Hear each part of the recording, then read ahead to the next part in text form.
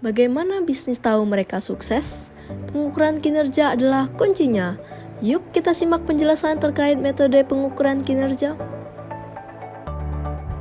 Pengukuran kinerja. Pengukuran kinerja adalah tindakan pengukuran yang dilakukan terhadap berbagai aktivitas dalam rantai nilai yang ada dalam perusahaan.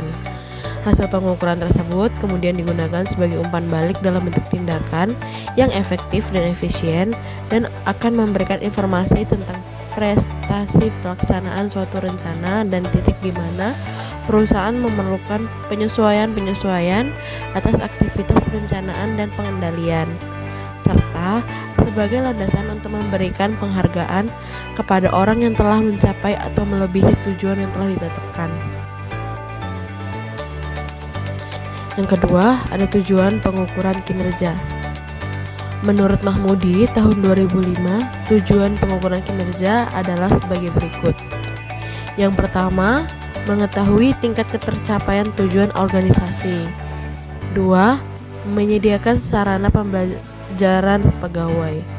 3. Memperbaiki kinerja periode-periode berikutnya. 4. Memberikan pertimbangan yang sistematik dalam pembuatan keputusan, memberikan penghargaan dan hukuman. 5. Memotivasi pegawai. 6. Menciptakan akuntabilitas publik.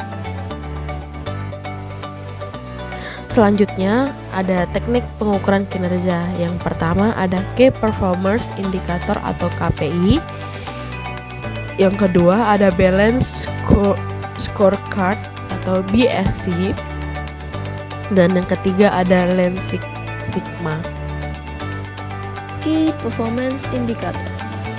Key Performance Indicator adalah metode pengukuran kinerja yang digunakan untuk menilai efektivitas individu, tim atau organisasi dalam mencapai tujuan tertentu.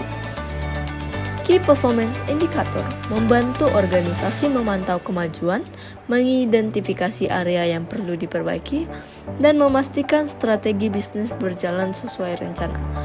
Key Performance Indicator yang baik umumnya mencakup SMART, S spesifik yaitu fokus pada tujuan yang jelas dan terukur. M measurable, memiliki indikator kuantitatif ataupun kualitatif yang dapat diukur. A achievable, yaitu realistis dan sesuai dengan sumber daya yang tersedia. R relevant, berhubungan dengan tujuan organisasi atau bisnis. Yang terakhir yaitu T time bound, memiliki jangka waktu pencapaian yang jelas. Key Performance Indicator dapat dibedakan menjadi 3 kategori utama, yakni Key Performance Indicator finansial, Key Performance Indicator karyawan, Key Performance Indicator operasional. Balance Scorecard.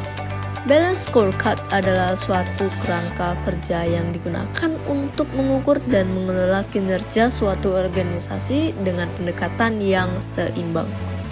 Dalam Balance Scorecard, kinerja organisasi diukur melalui 4 perspektif utama yang saling terkait, yaitu yang pertama, perspektif keuangan, memperlihatkan bagaimana pencapaian tujuan perusahaan dalam aspek keuangan seperti harga saham perusahaan, pertumbuhan profit, dan yang lainnya.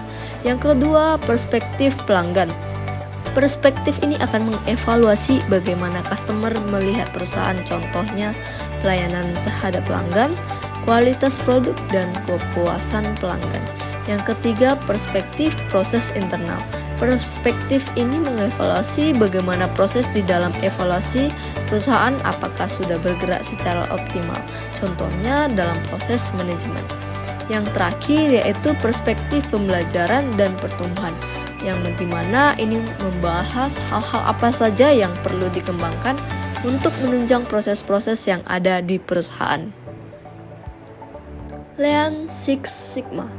Lean Six Sigma adalah metode peningkatan kinerja yang menggabungkan prinsip Lean, efisiensi dan pengurangan pemborosan, dengan Six Sigma, peningkatan kualitas dan pengurangan variasi. Metode pengukuran kinerja dalam Lean Six Sigma yaitu menggunakan siklus define, identifikasi masalah dan tujuan perbaikan, measure, kumpulkan data dan identifikasi indikator kinerja utama, analyze, temukan penyebab utama, masalah, dan pemborosan. Improve, terapkan solusi untuk menghilangkan masalah dan meningkatkan proses. Control, pastikan hasil tetap konsisten dengan pengawasan berkelanjutan. Indikator kinerja dalam Lean Six Sigma yaitu defect per million opportunities, mengukur jumlah cacat dalam 1 juta unit produksi. Cycle time, waktu yang dibutuhkan untuk menyelesaikan satu proses produksi. First pass yield, presentase produk yang lolos tanpa perlu perbaikan. Cost of poor quality, biaya akibat produk atau layanan yang tidak memenuhi standar kualitas. Overall equipment effectiveness, mengukur efisiensi mesin dalam produksi. Itulah dia penjelasan mengenai metode pengukuran kinerja. Semoga dapat bermanfaat bagi kita yang mendengarkan. Terima kasih, sampai jumpa kembali.